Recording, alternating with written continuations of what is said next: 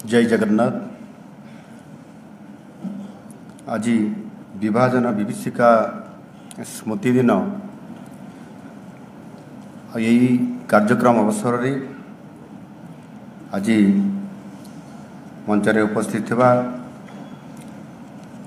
विशिष्ट प्रचारक सरोज कुमार मित्र महोदय, कुलपति वैदिक विश्वविद्यालय तमिलनाडु प्रोफेसर डॉक्टर हरिहर कानूनगो महोदय, राष्ट्रीय संपर्क प्रमुख अखिल भारतीय इतिहास संकलन योजना श्रीयुक्त कमलेश दास महोदय, प्रांत कार्यवाह राष्ट्रीय स्वयंसेवक संघ ओडिशा पूर्व प्रांत डॉक्टर अनिल कुमार मिश्र महोदय, अध्यक्ष भारतीय इतिहास संकलन समिति ओडिशा पूर्व प्रांत प्राध्यापक विक्रम केशरी महापात्र महोदय, भारतर स्वाधीनता संग्राम रे निजर अपूर्व योगदान देइथिबा वरेण्य स्वाधीनता संग्रामीगण एवं सेमानंकर परिवारवृंद, एटी उपस्थित थिबा गणमाध्यम प्रतिनिधिवृंद एवं समस्त सज्जन मंडली, आमे समस्त जानती जे एबे जो कार्यक्रम रे आमे अछंती ये राति पाहिला परे अगस्ट 15 एवं सारा देश पालन करिवो देशर 79तम स्वाधीनता दिवस। सारा देश रे खुशीर माहौल 300 वर्षर यूरोपीय एवं ब्रिटिश मानकर अकथनीय अत्याचार अंत घटिथिला यही स्वाधीनता दिवस दिन रे 1947 मसीहा अगस्ट 15 गोटे दिन पूर्वर अर्थात अगस्ट 14 तारीख रे आम प्रिय मातृभूमि माँ भारती विभाजनर सामना करिथिला। भारत ठारू अलगा हैला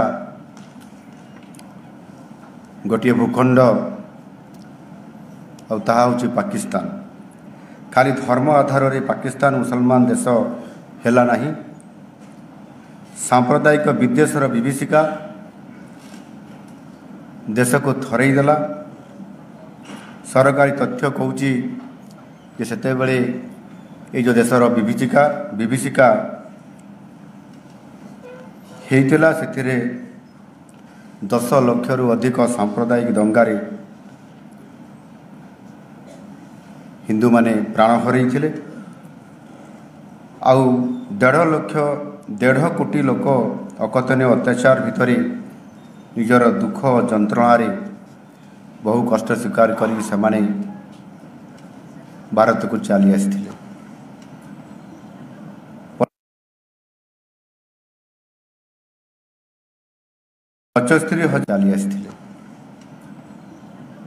75,000 नारी को अत्याचार जड़ा को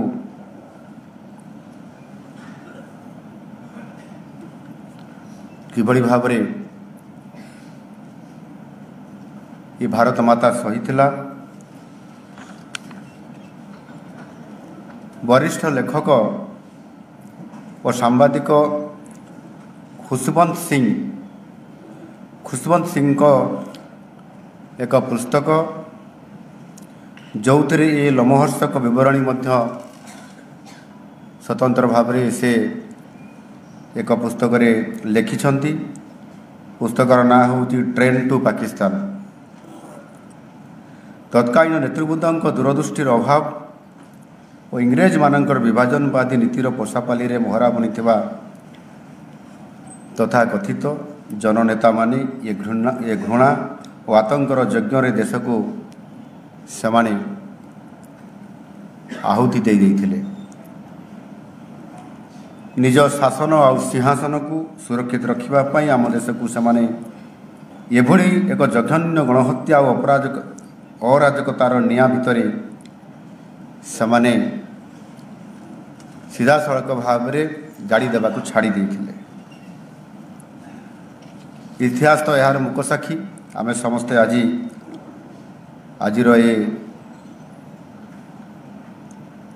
विभीषिका विभाजन ये कार्यक्रम माध्यम अनेक कथा अनेक चित्र आम सामना को आसूची आम एक जापर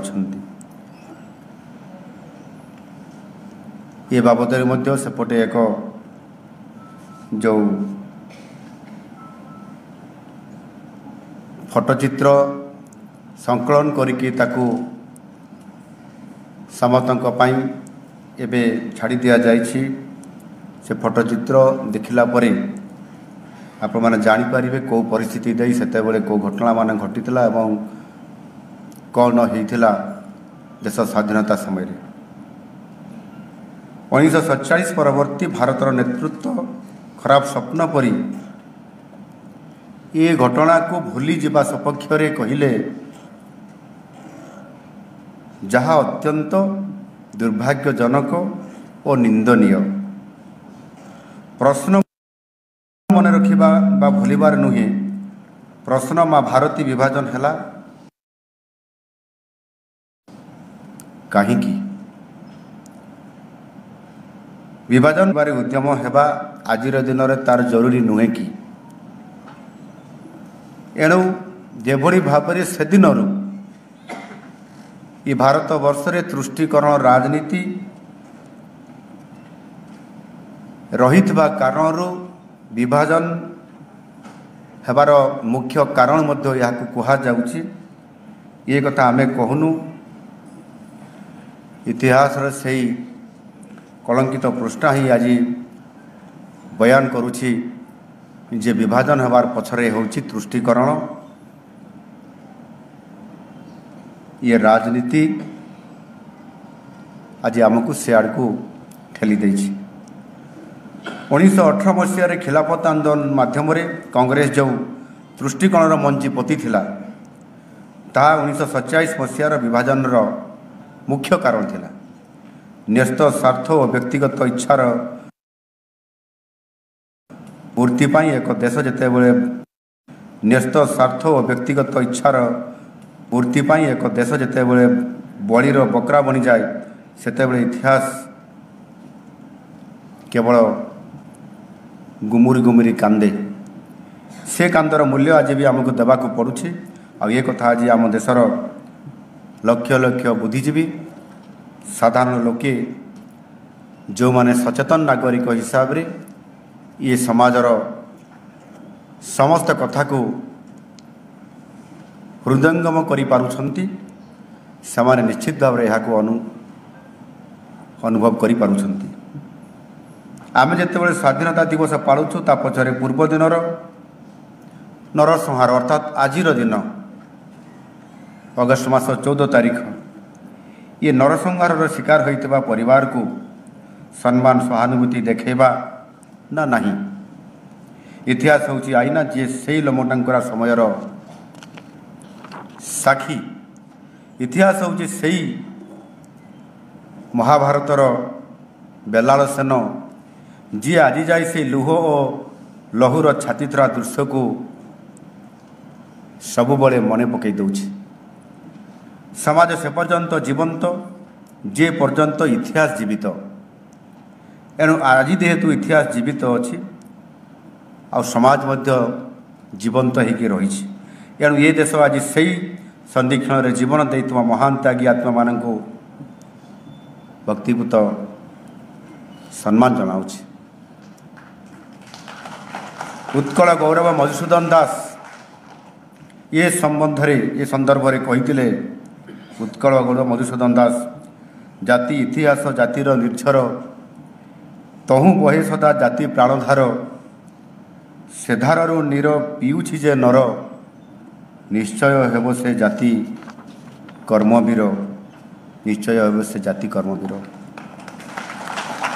गोटे पटे विभाजन इतिहास को भूलैबा को चेष्टा करिथिला सेते बलर तुष्टिकरण राजनीति भितर मंजी बुणी से नेतृवृंद से जो माने कि परवर्ती पर्यायर स्वाधीनता परे कांग्रेस नेतृत्व नहीं एवं भारत वर्षर शासन को तांको कब्जा को नहीं थिले। इतिहास को कदर्थ करी एक आत्म प्रवंचना और आत्मघोषित महानतार मिछ नाटक ये देश को उपहार स्वरूप से दे जाइछंती। मात्र यशस्वी प्रधानमंत्री श्रीयुक्त नरेंद्र मोदी जी 2021 मसीहारू देशर नुआ पीढ़ी सामने सत्यर उजागर पाई आज से पुनर्बार आउ थे ये इतिहास पृष्ठा को आज आपंकर सामना को आने प्रयास करुछंती।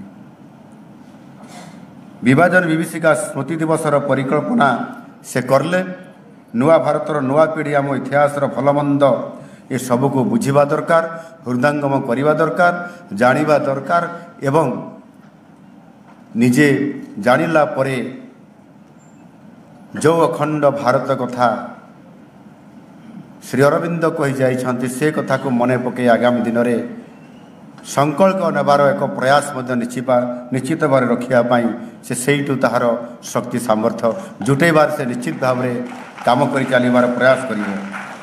आने अनुभव करने दरकार कि जो स्वार्थ ने से शक्ति दानवीय इच्छार परिपुष्टि देश को ही रक्ताक्त छागल परी हाण मुहरे छाड़ी दि जाइथिला। आम नुआ पीढ़ी ए विषय सचेतन रही देशर प्रकृत सार्वभौमता और सुरक्षा पाई निजक प्रस्तुत करिवार आवश्यकता यहाँ ही भविष्य में माँ भारतर हेब सुरक्षार ग्यारंटी। आमे पिलादिने पाठ पढ़ुला बेले जिते बड़े चली सीरियल धारावाहिक महाभारत धारावाहिक और ताहार प्रबल लोकप्रियता थिला। आमे समस्ते जो माने आमे जो माने छात्र थिलु आमे ताकू देखिछु। टीवी कम थिला, लुचि लुचि जाई अनेक जगार देखिबार सुजोग मध्य मिलु नथिबा बेले आमे ताकू देखिछु। सरसज्जार जेते बेले थिले पितामह भीष्म सेते बेले से राजनीतिर शिक्षा देइथिले। आउ से राजनीतिर शिक्षा काहाकू देइथिले? महावीर अर्जुन को से देइथिले। आउ सही संलाप आज भी मोर मने पड़ुछि। चाहे कुरुक्षेत्र में आदाना पुत्र देश का विभाजन कभी ना करना, देश का विभाजन कभी ना करना, यही कथा पितामह भीष्म से सरसज्जार थिला बेले अर्जुन को एक कथा से कही। आम गौरवशाली इतिहास, आम देशर सभ्यता और संस्कृति आमर प्रेरणा एवं निश्चित भाव से आमर मार्गदर्शक। अनेक सभ्यता आरंभ होती पुणी मृत्युवरण करिछि। जड़े आम देशर मुसलमान कवि मोहम्मद इकबाल तांको सारे जहाँ से अच्छा कवितारे लिखिथिले यूनान और मिस्र और रोम जो मिट गए जहाँ से अब तक मगर है बाकी नाम और निशान हमारा। कुछ बात है कि हस्ती मिटती नहीं हमारी। ये कथा को ये अर्थ को मध्य हमें बुझीबार आवश्यकता अच्छी। आम देशर भूगोल रे वर्णना पौराणिक कालरू मध्य रही आसी। हिमालय समाराभ्य जावत हिंदू सरोवरम तंग देव निर्मित देशं हिंदुस्तान प्रचक्षते।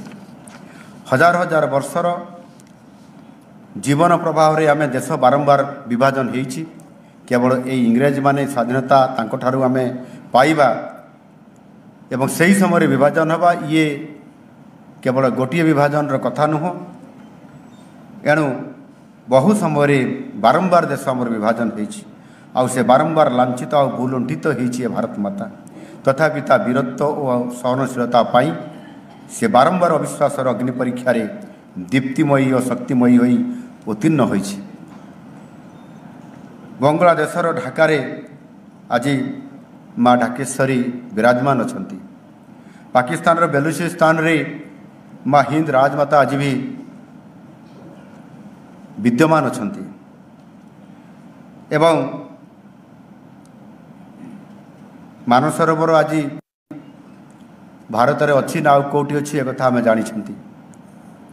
एणु ये समस्त कथा को जदि आम चिंता करवा जे आज किए पाकिस्तान रे किए बांग्लादेश रे आ मानसरोवर आज तिब्बत रे बा चीन रे आ से जो सारे जहाँ से अच्छा जो गीत लिखी कविता लिखी इकबाल तांकर सही भाषा रे कुछ बातें है कि हस्ती मिटती नहीं हमारी।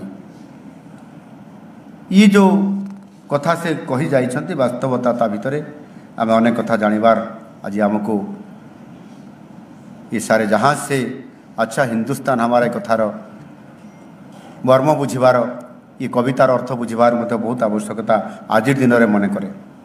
मात्र ये सब अंचल विभाजन होती जोटी आम सभ्यता संस्कृति को मानिबा लोक कम हो जाए। पूजा पद्धति भिन्न प्रसंग हो पारे, आस्था बदलिले पूर्वज बदलती नहीं। आम जानी जो माने आज सचेतन बुद्धिजीवी हिसाब से आपण माने सामना को आसुछंती पृथ्वी इतिहास को भारत इतिहास को समस्त कथा को जिते बड़े सामना रे रखुछंती। इंडोनेशिया पृथ्वीर बड़ मुसलमान देश होची पृथ्वीर, मात्र तांकर एयरलाइंस तार नाम आज अच्छी गरुड़ नाम रे। रामलीला तांकर संस्कृतिर सबुठारु बड़ परिचय इंडोनेशियार रामलीला। से देशर अनेक सरकारी और बेसरकारी प्रतिष्ठान आम देश भारतर हिंदू देवादेवी नाम रे आज नामित अच्छी एवं ताकू नहीं सामने मध्य निजको गर्वित मन करती एवं भारतर संस्कृति आउ सभ्यतारु ताहा मिल पारिछि बोली बहुत गर्व भी से करती। रामायण अनेक व्याख्या और कहानी आज भी सेठारे घरे घरे आज परिचित अच्छी। रामायण ये चरित्र अनेक चरित्रंकर नाम अनुजाई सेठाकार लोकंकु जो माने अधिकांश मुसलमान लोक अछंती सेमानंकर नाम आज भी रामायण चरित्रंकर नाम अनुसार नामित करा जाउची। ये प्रकारर संस्कृति सभ्यता भारतीयतार परिचय आज भी इंडोनेशिया रे विद्यमान अच्छी। एणु निश्चित भाव रे तांकर पूजा पद्धति बदली एवं जेहेतु आस्था बदलिले पूर्वज बदलती नहीं, से भाया तांकर पूर्वज माने किए थिले ये कथा को आधार करिकरी से तांकर पूर्वज केबे भी बदलती नहीं, तांकर आस्था जदिओ बदली ये हूँ गोटे बहुत बड़ कथा जोटा कि आज इंडोनेशिया पृथ्वीर सबुठारु बड़ मुसलमान राष्ट्र सेठी आज विद्यमान। आम संस्कृतिर सुरक्षा आम देश सुरक्षार ये हूँ ग्यारंटी। एणु जोटी आम आज संस्कृतिर कथा कहते जोटी आज भारत वर्ष ताहार शिक्षा संस्कृति आ सभ्यतार सबुठारु बुद्धिवंत आउ सेठी आमे ताकू आज किभली भाव में तार ग्यारंटी देबा एवं पुणी आउ थे आमे संकल्प नबा जे दिने जमिति भारत विश्व गुरु हिसाब रे प्रतिपादन करिथिला ठीक सेमिति आउ थे पुणी आमे भारत विश्वगुरु हबार प्रतिपादन करिया पई आमको संकल्प नबा पई पड़िबो, आमको शक्ति संचय करिया पई पड़िबो। आउ निश्चित भाव में आज से प्रकारर गोटिए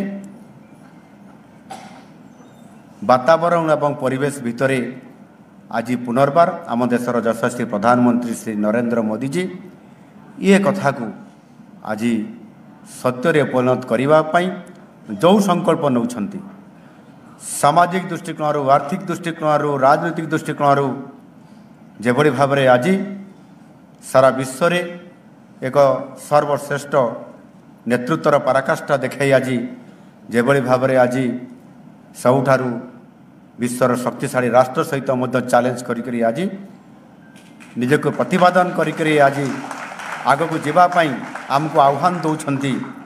आसंता काली जिते बड़े दिल्ली लाल किला रे तांकर से अभिभाषण ये देश उद्देश्य से रखिबे आम जिते बड़े तांकरी मुहरु एक कथा शुणा निश्चित भाव में से आम संस्कृति आम सुरक्षा ये कथा को आधार करी तांकर जो उद्बोधन आसीबो आम निश्चित भाव में ताकू से शब्द को से वाक्य को से अभिभाषण को आम ताकू टिके डिकोड करी आम सब कथा को जदि आम बुझापी चेष्टा करवा ताहले सब कथा आम जापर और से आमको शक्ति संचय हो एवं संकल्प नहीं विश्वगुरु करिवार एवं विश्वर नेतृत्व नेबार ये कथा को आम आगे जापर।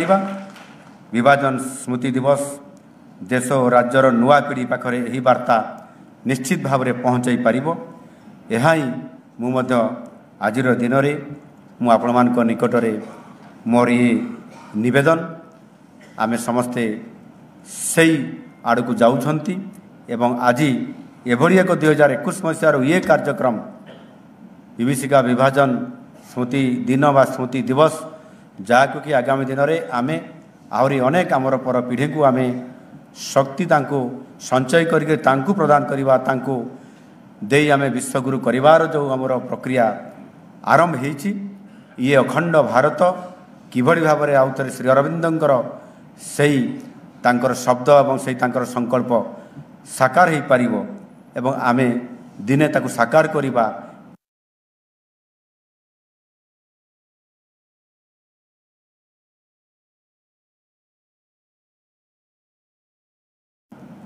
ଆଉ ସେଥିପାଇଁ ଏଠାର ଗ୍ୟାରେଣ୍ଟି ହେବ ଆଉ ସେଥିପାଇଁ ଆମେ ଆଗକୁ ଯାଇପାରିବା।